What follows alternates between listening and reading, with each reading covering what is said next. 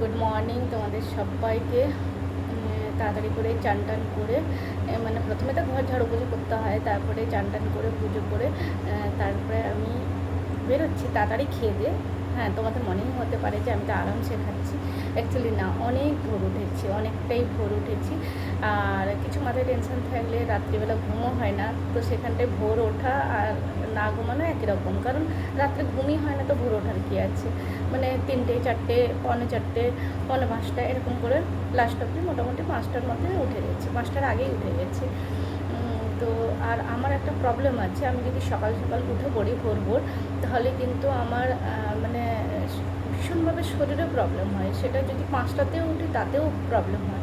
দেখো, তোমাদের হয়তো শুনলে হাসি পাবে, বাট আমার হয় যেটা, সেটা তো আমার বলতে অসুবিধা নেই, কারণ আমার এই প্রবলেমটা হয়। সকালবেলা উঠলে চা খেতে পারি না।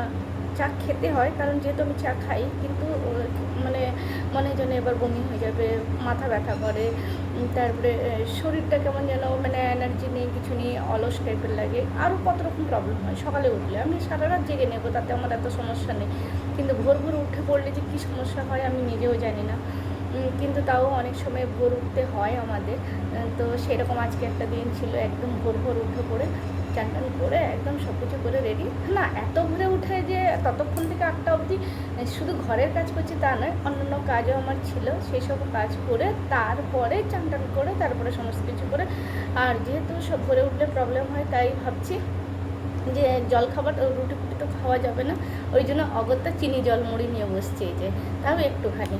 তো এইটা খেয়ে মোটামুটি 1টা অবধি কাটাতে হবে, 1টা বেজে যাবে আমার, আস্তে আস্তে প্রায় 1টা বেজে যাবে। আমি বেরোবো 8টা 10 হয়েছে, তো 5 হয়েছে, তো আমার আস্তে আস্তে 1টা বেজে যাবে।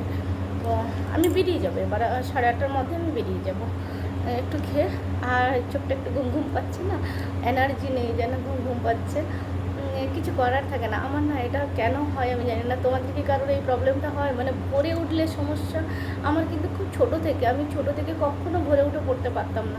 অনেকবার উঠেছি, চেষ্টা করেছি, চেষ্টা যে করিনি তা না, অনেকবারই উঠে গেছি, পড়েওছি, পড়ার পরে আবার ঘুমিয়ে গেছি।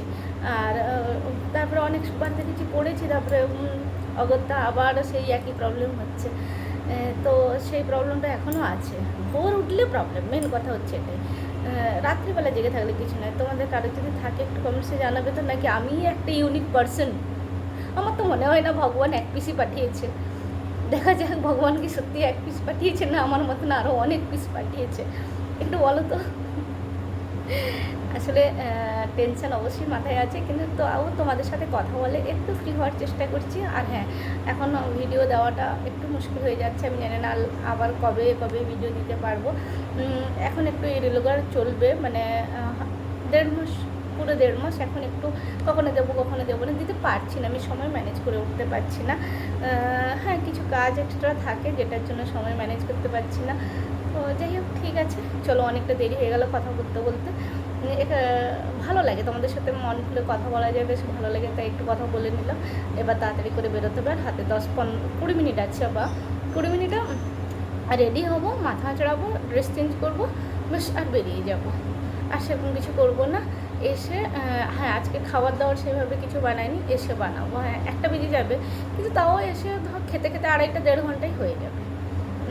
এতটা কনফিডেন্ট আছে 1.5 ঘন্টায় কিছু না কিছু বানিয়ে নিতে পারবো। তো চলো এবার খাওয়া শুরু করি। টাটা, বাই, সবাই খুব ভালো থেকো, আবার দেখা হবে নেক্সট ব্লগে। রোজ রোজ দেরি হয়ে যায়, রোজ রোজ অনেকটাই দেরি হয়, আমি জানি না, আমার আওয়াজ হয়, আরে ঘড়িটাও না, মাঝে মধ্যে ঘড়িটাও লাগতে চায় না। বলেছিলাম না 8:30টায় বেরোবো, এখন 25 হয়েছে, এখনও 8:30 হয়নি, বাট বেরোতে বেরোতে 8:30 হয়ে যাবে। তো জল নিয়ে ঠিক মনে পড়েছে, জলটা নিয়ে নিই, আর কি নিয়ে নিই, আর সব কিছু নিয়ে নিয়েছি, তাও একবার চেক করে নেব। তো এই জলটা নিলাম, জলটা একদম ঠান্ডা, একদম, আমি ফ্রিজে রেখেছিলাম, যখন খাবো তখন একদম ইয়ে হয়ে যাবে, কী বলে, নর্মাল হয়ে যাবে। এখন না ওই মাঝে মধ্যে টেনশনের চাপে না কথাগুলো আটকে যায়, আমি একবার চেক করে নিই সব নিয়েছি কি না। এই আমার ডায়েরির পেজে ইয়েস সব কিছু আছে, গুছিয়ে রাখি, তাও বলা যায় না, মানুষের মন তো ভুলে যাই। এর মধ্যে অনেক রকমের পেন আছে, গ্লিটার পেন আছে, রেড পেন আছে, ব্ল্যাক পেন আছে, পেন্সিল আছে, পেন্সিল আছে তো পেন্সিল আছে। আচ্ছা